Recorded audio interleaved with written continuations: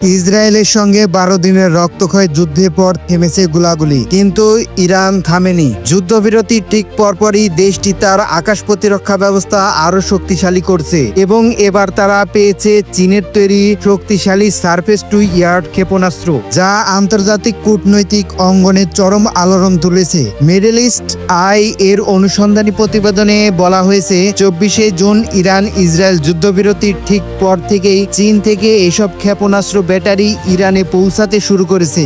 আরব গোয়েন্দা কর্মকর্তার বরাতে জানা গেছে, যুক্তরাষ্ট্রের আরব মিত্রদের দেশগুলো জানে যে ইরান তার আকাশ প্রতিরক্ষা পুনর্গঠনের কাজ শুরু করেছে এবং এ বিষয়ে হোয়াইট হাউসও অবগত। যদিও ঠিক কতগুলো ক্ষেপণাস্ত্র সিস্টেম ইরান পেয়েছে তা স্পষ্টভাবে জানা যায়নি, তবে আরব গোয়েন্দা সূত্র বলছে চীনকে সামরিক চুক্তির বিনিময়ে ইরান তেল সরবরাহ করছে। এটি এখন চীন ইরান নতুন প্রতিরক্ষা জোটের বাস্তব রূপরেখা। চীন দীর্ঘদিন ধরেই মার্কিন নিষেধাজ্ঞা অগ্রাহ্য করে ইরানি তেল কিনছে। এমনকি মার্কিন জ্বালানি তথ্য সংস্থার মে মাসের প্রতিবেদনে বলা হয়েছে, ইরানের প্রায় 90% অপরিশোধিত তেল ও কনডেন্সার এখন যাচ্ছে চীনের দিকেই।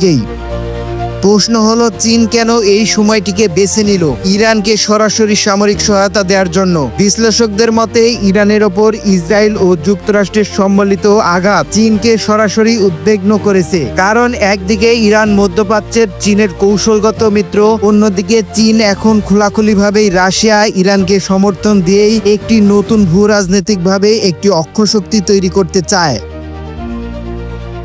এদিকে চীনা ক্ষেপণাস্ত্র আসার খবরে ইসরায়েল প্রবল চাপের মধ্যে পড়েছে, কারণ এই সামরিক সরঞ্জাম ইরানের আকাশ প্রতিরক্ষা ব্যবস্থাকে বহুগুণ বাড়িয়ে দেবে। বিশেষজ্ঞরা বলছেন, এটি হলে ইসরায়েল বা যুক্তরাষ্ট্রের ভবিষ্যতের কোনো বিমান বা ড্রোন হামলা কার্যত ব্যর্থ হতে পারে।